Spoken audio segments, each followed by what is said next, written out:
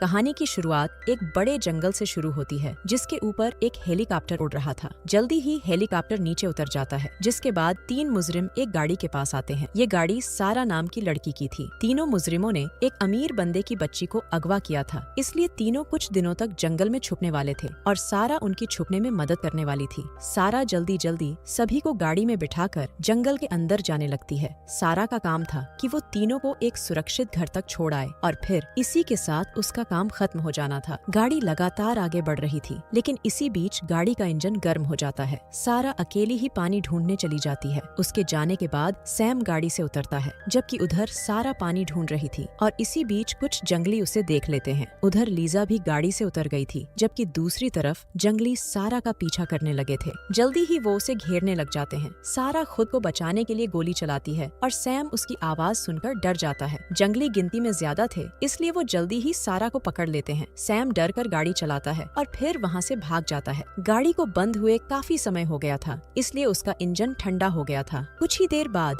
जंगली सारा को अपने कबीले में ले आते हैं। ये जंगली आदमखोर थे, इसलिए सारा का गोरा बदन देखकर खुश हो गए थे। जल्दी ही इनका सरदार कुछ रिवाज करता है और फिर प्यासे जंगली सारा की गुफा में धमाके करते हैं। धमाकों के बाद सरदार एक छोटे हथियार से सारा को मार देता है। इसके बाद वो एक बड़े हथियार से सारा के टुकड़े टुकड़े कर देता है। सारा के टुकड़े टुकड़े होते ही जंगली उसका मांस खाने लग जाते हैं। इसी जंगल में नॉर्मन नाम का एक बंदा भी रहता था। सैम इसके पास ही आने वाला था और किस्मत से वो नॉर्मन तक पहुंच जाता है। सैम के साथ लीजा थी और उसका दूसरा साथी मेसन भी था। सैम नॉर्मन को बताता है कि मेरा तीसरा साथी जल्दी ही यहाँ पहुँच जाएगा। इसी बीच नॉर्मन की बीवी मारिया भी आकर सभी से मिलती है। कुछ देर बाद मारिया घर के काम कर रही थी। नॉर्मन उसके पास आकर कहता है कि मैं कस्बे तक जाकर आता हूँ। इनके पास मेसन भी बैठा था और वो नॉर्मन को जाते देख लेता है। मारिया ने जल्दी ही घर के काम कर दिए, जिसके बाद वो नहाने लग जाती है। मेसन उसे छुपकर देखने लगा था और वो उसका बदन देखकर गर्म हो जाता है। मारिया के नहाते ही वो उसका पीछा करता है और उसे पकड़कर एक वीरान सी जगह पर ले आता है। इसके बाद वो एक रस्सी की मदद से उसके हाथ एक पेड़ से बांधने लग जाता है। दूसरी तरफ सैम का तीसरा साथी जॉन भी नॉर्मन के घर पहुँच गया था। जॉन दिखने में अच्छा था, इसलिए उसे देखकर लीजा गर्म हो रही थी। उधर मेसन मारिया की इज्जत लूटने लगा था, जबकि दूसरी तरफ जॉन भी लीजा का पानी निकालने लगा था। जल्दी ही मेसन का काम हो जाता है, जिसके बाद वो मारिया को वहीं छोड़कर चला जाता है। मारिया मदद के लिए काफी चिल्लाती है, लेकिन यहाँ आसपास कोई भी उसकी चीखें सुनने वाला नहीं था। थोड़ी देर बाद नॉर्मन घर आकर सैम और लीजा से मारिया के बारे में पूछता है। दोनों को उसके बारे में नहीं पता था, जिसके बाद नॉर्मन उसे ढूंढने चला जाता है। नॉर्मन अपनी बीवी मारिया को बेहद चाहता था, इसलिए उसे घर में ना देखकर वो परेशान हो गया था। वो काफी समय तक मारिया को ढूंढता है और फिर उस तक पहुँच भी जाता है। मारिया की हालत देखकर वो हैरान हो गया था। वो जल्दी जल्दी उसके हाथ खोलता है, जिसके बाद मारिया उसे सब कुछ बता देती है। मारिया की बातें सुनकर नॉर्मन ने बदला लेने का फैसला कर लिया था। जल्दी ही रात हो गई। जॉन गाना गा रहा था और सभी नाच रहे थे। मारिया ऐसे नाच रही थी कि जैसे उसके साथ कुछ भी न हुआ हो। नॉर्मन भी शांत नजर आ रहा था, लेकिन उसका दिल आग की तरह जल रहा था। अगली सुबह नॉर्मन शिकार पर जाने वाला था। वो मेसन को भी अपने साथ चलने को कहता है और वो उसकी बात मान लेता है। नॉर्मन जानबूझकर मेसन को अपने साथ लाया था ताकि मौका देखकर उससे बदला लिया जा सके।